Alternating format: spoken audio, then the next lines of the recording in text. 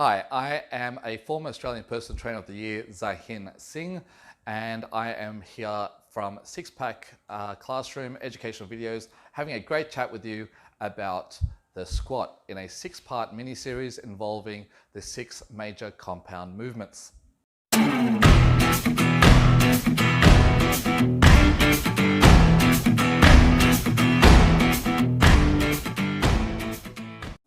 Let's get cracking. Let's have a chat about the squat and let's talk from the bottom up. So feet positioning all the way up to glutes and hip girdle through to your upper body. With the squat, you want to have your feet slightly wider than shoulder width apart. We used to always teach it to have your feet shoulder width apart, but we now teach it slightly outward. And the reason being is that when you have your feet shoulder width apart, it is 50-50 quad and glute, but being a glute dominant exercise, we want to have our feet slightly wider. So it's safe to say that the wider you have your feet, the more glutes are involved, and the closer you have your feet, the more quads are involved. Now, because you have your feet slightly wider than shoulder width apart and your legs are coming outward, it's important that we realign your knees.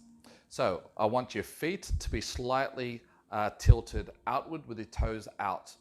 And when you go up and down in the squatting movement, your knees need to travel over your toes. Why? Well, your ankle joint is the interesting part in this concept. In your ankle can pivot, but it can't rotate. So if you try to rotate your foot, your knee will realign with it. So wherever your toes are pointing, your knees have to go in that direction. If you don't, such as you're having your toes pointed outward, but your knee is coming inward, then what will happen is your knee joint will twist and you'll hurt your knees badly. By doing this, you will also reverse the process. So if your toes are pointing out and your knees are tracking over your toes, it can help aid knee pain by realigning the joint. So feet are outside, shoulder width apart, knees are tracking over your toes. 100% of the weight needs to be transferred to your heel. This will take weight off the calves, transfer it to your quads and glutes where you want it the most. You will be much stronger in this position. Also, you are realigning your upper body. Because the foot is the base of this exercise, wherever you transfer the weight, your entire body will shift with it. So when you transfer weight to the heel, the body will sit back a little bit and the weight will be transferred through the knee joint, more of a compression force than a shearing force, and your knees will remain much more safer. You can also apply more power through the knee joint into the heel at a faster, more aggressive speed. Therefore, you will be a lot stronger. On the way up, because your knees are tracking over your toes and your feet are slightly wider, this is great for your hip joint because your hips actually don't sit flush. They sit back on a subtle angle. So now you'll be able to go a little bit deeper whilst keeping your hip joint and all the tendons and ligaments in that area safer.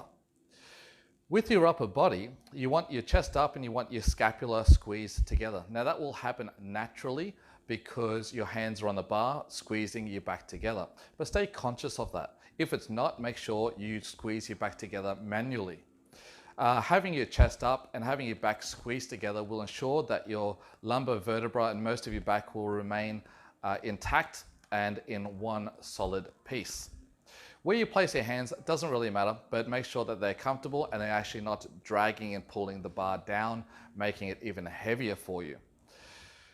Once you are squatting up and down, you don't need to go extremely deep. If you are mobile and you are capable of doing it and your mobility is great, then do so. If not, it is not a necessity.